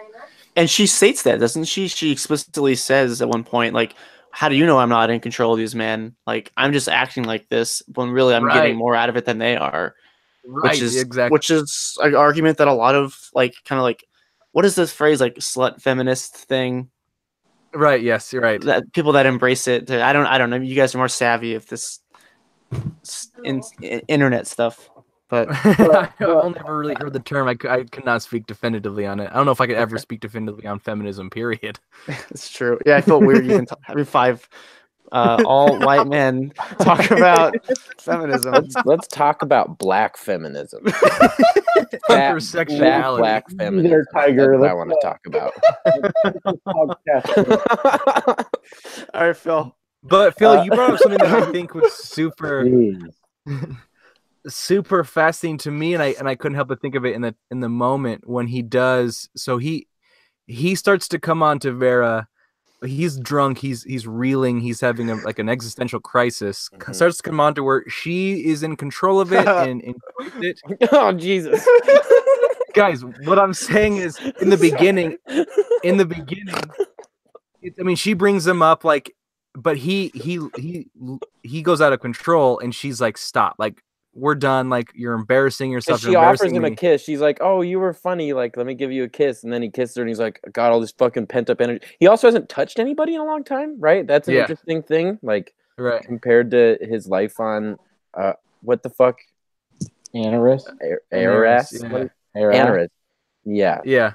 Where like he's like pretty. You can love people pretty openly and touch them and hook up, and it's no big deal. And then he goes to this planet. It's like no, he doesn't fuck with anybody. So when he finally gets his kiss and he's like under all this stress, it seems like there's this like pressure, and he's fucking drunk. So there's this pressure that happens, and he just goes crazy. It reminded me of when the was it the Savage or the son of the Savage in Brave New World goes crazy and hangs himself. Well, after the orgy. Yeah, after the orgy. Yeah. But this, I mean, reading it, what I was getting at was it's 2019. We have really learned a lot about consent and what it means to be consenting partners. So I read that, and it's like an incredibly graphic assault scene. It's not. Oh, yeah. Nice. It's uncomfortable. It's uncomfortable, and I'm curious if I forgot to look into this because I wonder if, because as it's read now, I mean, at first I very much turned away from Shadow. I'm like, he's not a sympathetic character. He just like violently assaulted this woman. Yeah. How am I supposed to now continue with the rest of the story? And so I'm curious what, and I wish, again, I'm like asking questions with doing no research because she's probably spoken on this, but I wonder what it was taken for at the time, how she wrote it with, in what context she was writing it. Because it's easy to like apply current moral standards to the past. But also, given what I do know a little bit about Ursula Le Guin, she was an incredibly progressive woman, and I'm sure was very much aware of assault. That's a topic women have known about forever, that it's just us men who are finally being especially literary intellectual women, right? Yeah. So 40 years ago. When was this published? 74. 74. Yeah. So that was when shit was happening. So it's Oh, yeah. hard to then read that section. I feel like we haven't been tiptoeing around it. I think we forgot about it, but the more I think about it, the more I'm like, holy shit, that's an insane scene. I don't know. What if he would have actually raped her? I mean, I don't know how we could continue reading this. Right, I mean, right. It would change everything, I think. Yes. It's important to note that he did not. It was a strange and definitely an assault.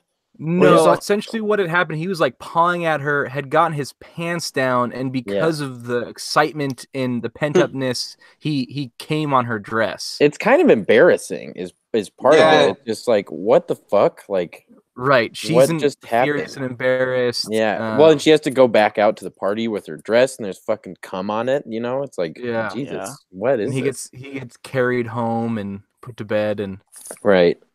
I think they take some of his theories too, right? Well, so far he hasn't been bed. They took out of his pocket. No, on his desk. They take a page.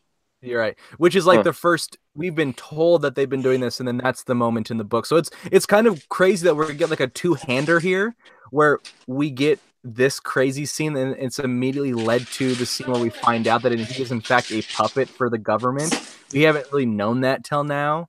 So it's kind of wild that she packs that into like immediately following this very strange sexual assault scene. And I don't know, that's the terminology I use, because when you read it and how I would think of this, you know, numerous times she says no, he persists. Can I say something? Yeah, please. No, I'm tired of talking. I think if we want to see when I read a novel or anything really, I just try to find a way that, okay, how does this fit into the larger scheme of things? Even when people like, I mean, great example. Remember when we read Sabbath's Theater? I mean, that guy is a disgusting human being. Right. He's very endearing to me, and I feel bad for loving him. But yes, I think what's going on here from the author's point of view or the reader's point of view, whatever one of fucking school theory you want to read it under, he is showing to the audience the results of the kind of sexual repression that capitalism puts on people. And I'm not excusing him, and I'm not saying, oh, criminal kills people because of capitalism or et cetera, et cetera. Although that argument has been made, I think, for people in like ghettos and things, though. So you are saying that. So I guess I am. I don't know what argument is more or less politically correct at this point. So. I'm trying to follow your train of thought. Well, maybe if they got their shit together, making shit up. Officially, we got him. Boom, boom, boom, boom, boom, boom, boom. Oh, my internet server, it's going down. Big Brother, it's liberal, deep state taking it down. Right, deep state. That's why I'm in this closet. Lincoln, Montana with the Unabomber. The point might was just you. to say, you got him. The point, just to conclude, that it's about the kind of repressive environment he's in results in this. And this never would have happened on the other planet.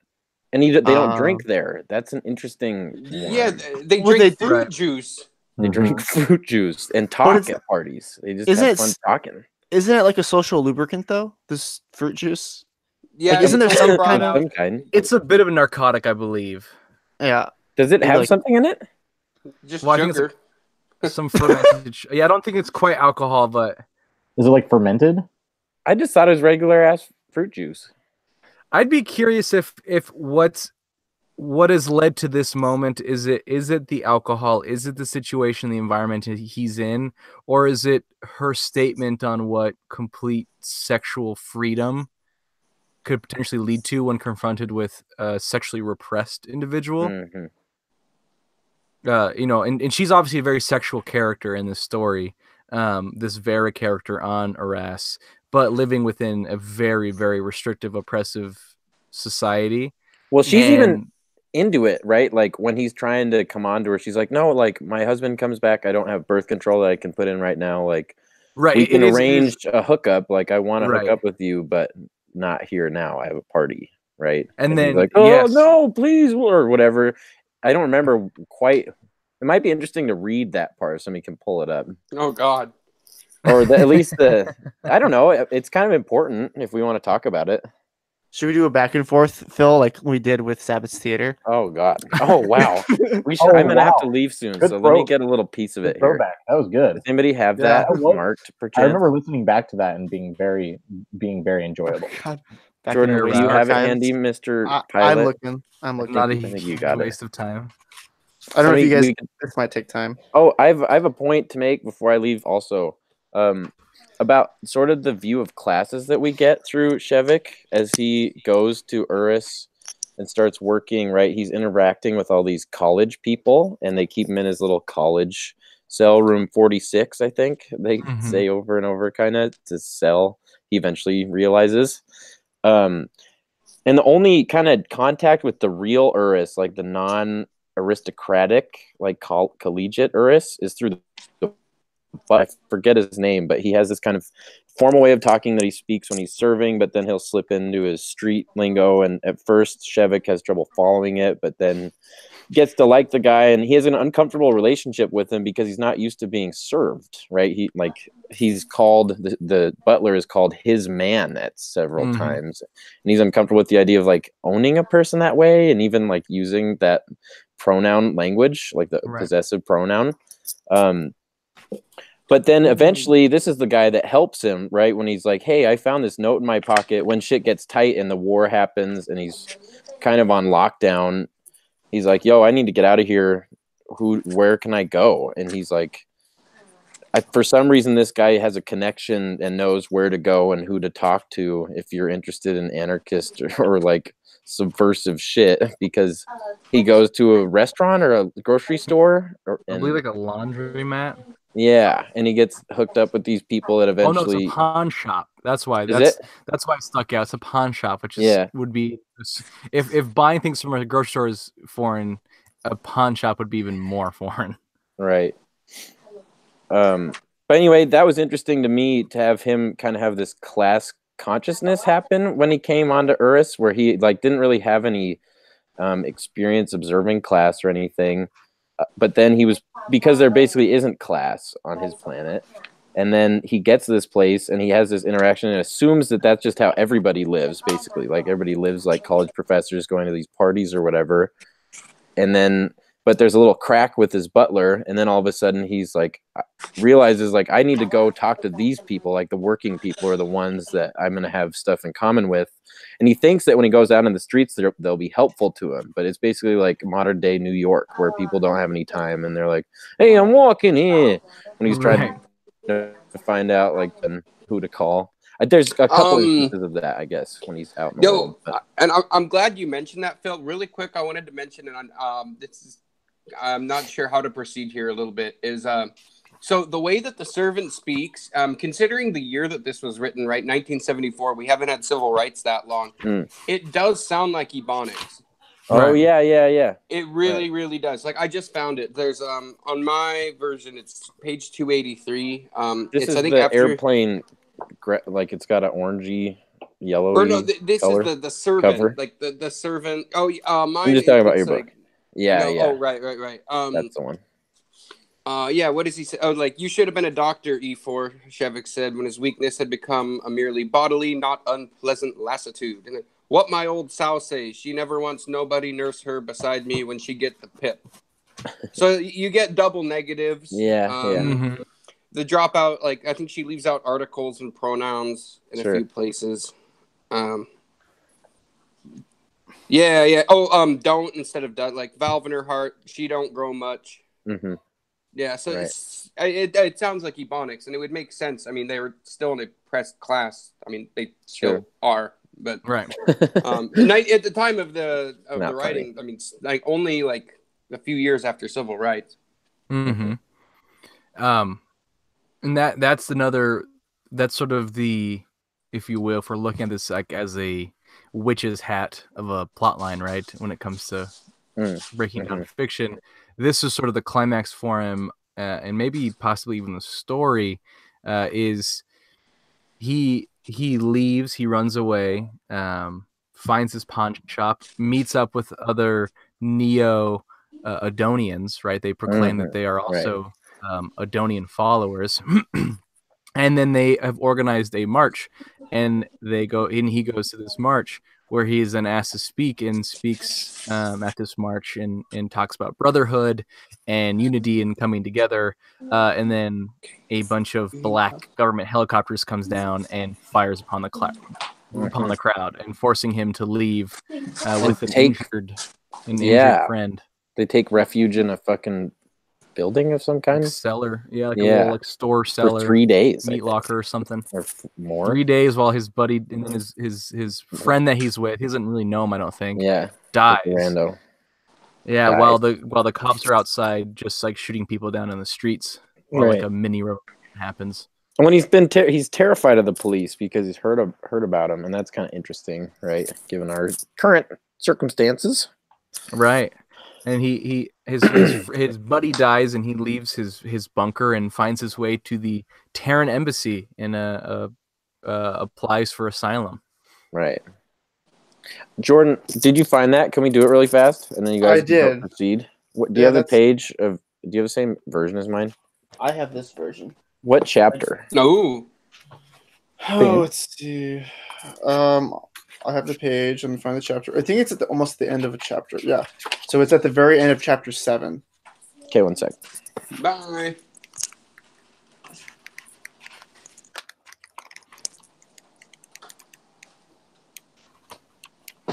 And I'm seeing a paragraph. Let's see. It's like, okay, I can even tell you how many paragraphs back it is. 1, 2, 3, 4, 5, 6, 7. It's about 3 pages before. Usually it starts with, 3 pages before he took hold of her and kissed her mouth, forcing her head backward. Oh God! Oh God! I'll keep reading it if you want while you guys are looking. Yeah, go ahead. Yeah. Okay. So this is he's very drunk. There you go. Yeah. He took hold of her, and I don't want to make this exploitive and weird, but no, I will read it. He took hold of her and kissed her mouth, forcing her head backward, and then her throat and breasts. She yielded at first, as if she had no bones. Like, that's very descriptive. Then she writhed a little, laughing and pushing weakly at him, and began to talk. "Oh, no, now behave," she said. "Now come on, we do have to go back to the party." "No, Shivak, now calm down, this won't do at all." He paid no attention. He pulled her with him toward the bed, and she came, though she kept talking. He fumbled with one hand at the complicated clothes he was wearing, and managed to get his trousers unfastened. I'll skip ahead a little bit. Well, I don't know. It seems... No? Do you want me to read all of it? Yeah. Okay. He fumbled with one hand. Then there was Via's clothing, the low-slung but tight-fitted skirt band, which she could not loosen. "Now stop," she said. "No, now listen, Shivak, it won't do. Not now. I haven't taken a contraceptive. If I get stuffed, I'd be in a pretty mess. My husband's coming back in 2 weeks. No, let me be."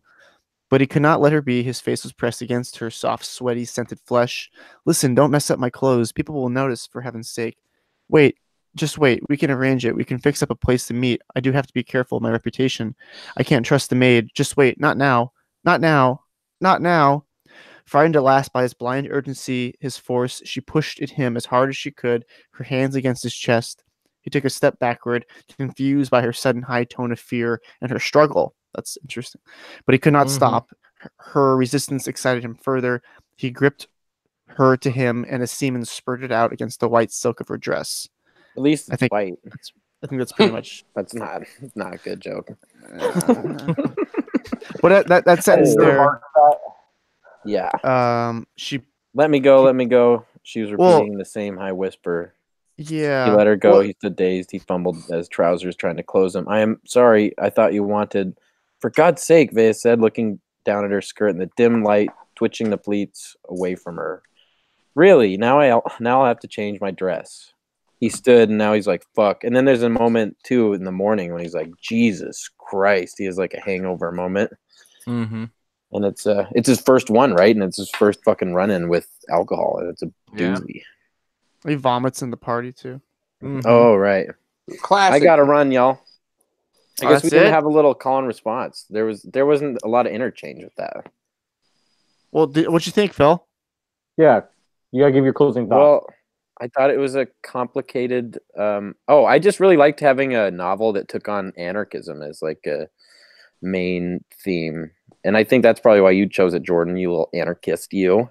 And I appreciated that, and of course I appreciate like just the cool aspects of using the sci-fi like planetary aspects to like have different political spheres develop and like emphasize that and use it as a way to like make our world strange to us, right? Like through the eyes of an anarchist that's visiting somebody who's never heard of just fundamental aspects or has to be taught fundamental aspects of our culture, like right mispronounces the word buy because they don't have a concept of buying, which is something that like we literally cannot imagine like living without. Of course I liked the like sort of poly themes about it and how it, I thought it was interesting too that she made him a monogamist and like kind of an outcast in that way too in this culture. Work with his mom, I don't know, I just thought it was a fun, cool little deal, and I always like going out and seeing like space worlds like as they develop, like when he goes out into the streets and stuff. That's always kind of fun. Like Star Wars. It's like Star Wars. How's that little thing go? The march? Oh, Star Wars? Song. I'm your father. No. The one in the it's bar. Where it's where he says, That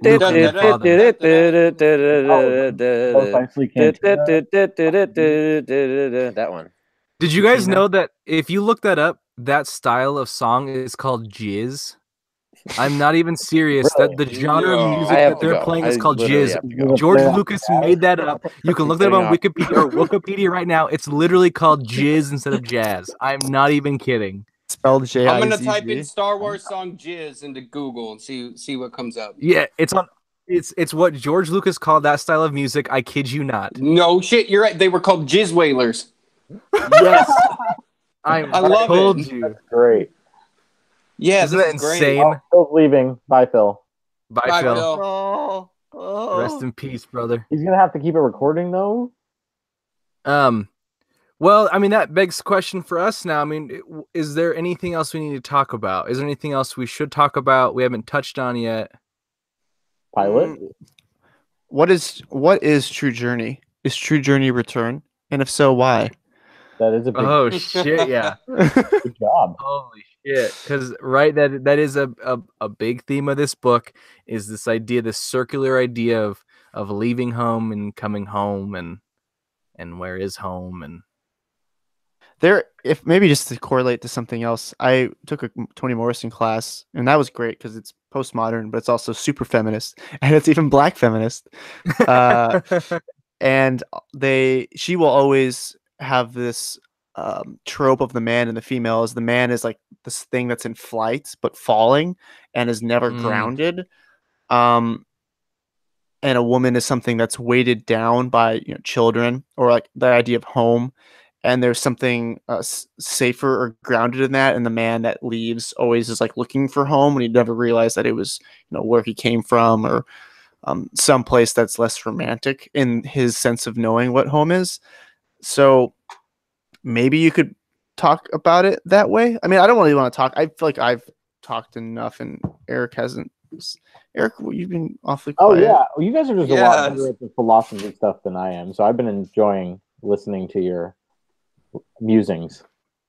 But yeah, I mean, a lot, I think, through the book he talked about, especially in the beginning of the book, there was a big emphasis on returning home to Eurus. Like that was his returning home, because that's where like the people had come from, and like that's where Odo was that her name? Yeah. Mm-hmm. The prophet, which they like regard in as a godlike figure. And like even like I remember as they're driving past places when they're like showing him the city when he first gets there. I remember him like them going past like some temple or something that was supposed to be like really sacred to her journey from Eurus to breaking off and going to Anaris. Is that what we said it was called? Mm-hmm. Yeah, I don't know. But obviously, I felt it was kind of obvious to me that he was going to eventually realize that the return he wants will be back to Anaris, because that's where he truly feels at home. and I felt like it was trending that way at least. But you know, I mean, it's very ambiguous in a lot of ways. It was a pretty intense to get through some of all of that for me personally. How so? What do you mean? Well, just all the philosophical ideas, just wading through that. I don't think I've read as much as I would like, and a lot of more heady stuff. This is definitely headier than the last couple sci-fi, so me adjusting for to that. sure.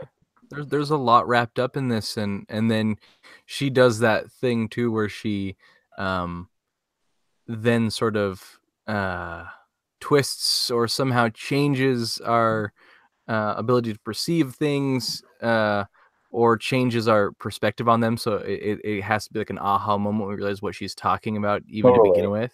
Oh yeah. I definitely had to reread a couple parts just when she gets really introspective, because there's a lot of introspection, which I liked. I thought it was kind of a fresh breath from the last couple adventure books, but yeah, I did too. This was really fun to sink my teeth into. Yeah. It was one of my first goes at something like heady sci-fi like this. So, but I think the whole idea about home was like very important, like you were saying, and like, you know, what is home? Is it your like family tree, or like the history of your people, or is it what you made of it in the place that you were like living in? Right, because we're left with his very obvious excitement at coming back. Right. To our second look at his idea of home, which is back to Anaris, right? And he was so excited in the beginning to go to Eurus, I feel like, too, because he felt like, oh, I'm going to see the place where all of our people began, and it'll be glorious and brilliant. And then obviously he becomes... Well, there's work to be done. Right, and totally. And the idea of being like academically, you know, free to, you know, study all the time rather than having to, you know, take part in this communal effort to help keep the planet going. Ironically, right? Right. Yeah. And so, yeah. Also, he doesn't know if he's even gonna. He might be executed when he gets back. Well, don't they? That's true. We're left pretty ambiguous as far as his ability to return home, which was a very good way to end it. I thought they refer to him as the prisoner in the beginning of the book, don't they? As he's being taken, like his people refer to him as a prisoner. Wasn't that him leaving though? Like that was his. Yeah. So is that why his return, and also because one of their tenets is not to leave, right, or whatever? Yeah, well, no one comes in, no one comes out. Yeah, and then he's explicitly threatened, right, in one of their last council meetings. We see where his mother confronts him, as well as that other young, you know, what could be seen as like a young Stalin, right, like rising up through the ranks of the anarchist regime, essentially just being like, yeah, they threatened him with violence if he was to return, or imprisonment, which is like a whole rewriting of what they even believe in. Yeah, because I mean, who's to say there won't be a random radical who comes along and disrupts the system enough where they have to start putting in rules, otherwise the whole thing's going to collapse. I mean, that's the problem with Utopia, is you have to have limitations and to keep it as a utopia. So it's a catch-22. I was wrong. They called him the passenger. I was confused. The passenger. And I just felt like he was a prisoner. The whole right. I felt like from the very beginning when they had him in that contamination unit. Oh, in the ship? Yeah. Yeah, that was imprisoned. It was so much fun though. It was the most fun I've seen with a Utopia world done, and on top of that being an anarchistic utopia, I think she really hit it on the head. It felt viscerally real. You know, it didn't feel like it was pillared on too many thin stalks of ideas. It felt really grounded. You know, it felt I could picture that being the natural outcome of anarchists' theories if done in a perfect bubble where it began naturally, and then what would happen when it degraded. Yeah, it was exposed to we were exposed to the vulnerability of it, and I think if it wasn't vulnerable, it wouldn't really be an anarchist utopia. Right. Yeah.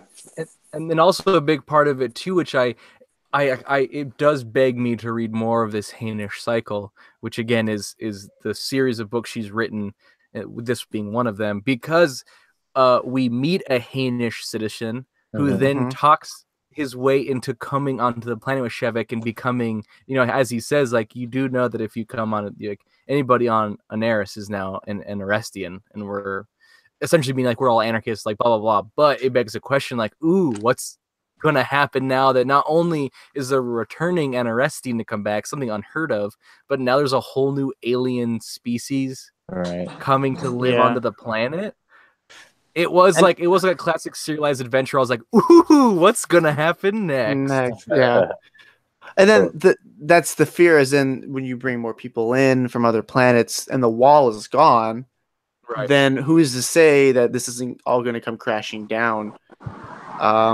Just like so many traditionalist conservatives seem to think that the more you open up your borders, you're just going to be... And to be quite frank, there is a smidgen of legitimacy to the idea. I mean, this is a very vulnerable community. Totally. This could be like a fucking, like, you hear about these utopian communes in like early America that lasted like 3 months.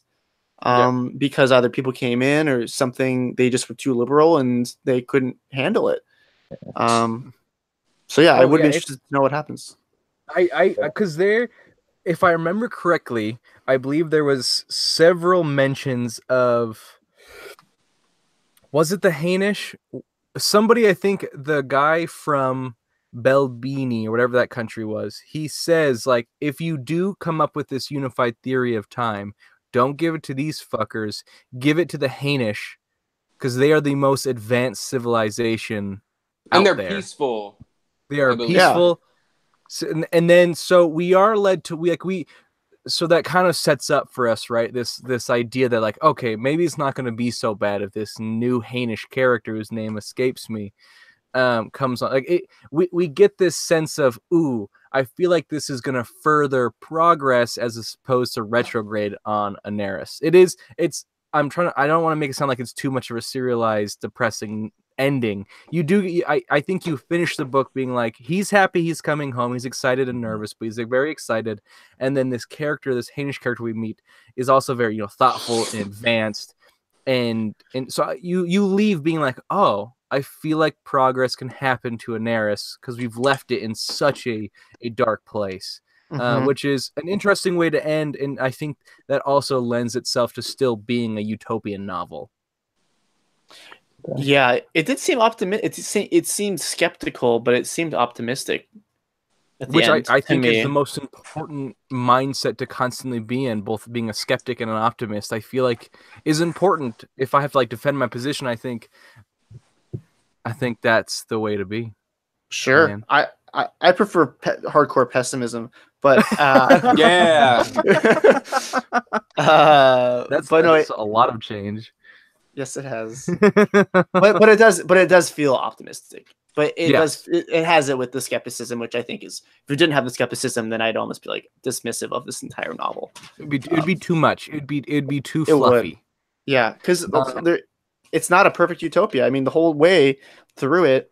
Remember that scene when his partner, or I guess the woman that he sleeps with, is at work and he's in the apartment by himself, and then his door is always open, so this really obnoxious neighbor comes in. It's like looking at all his like letters and like, oh yeah, your lady's leaving you. Oh, that sucks. So I wonder if I can have your apartment now. And he just has to accept it because he can't, he can't be possessive or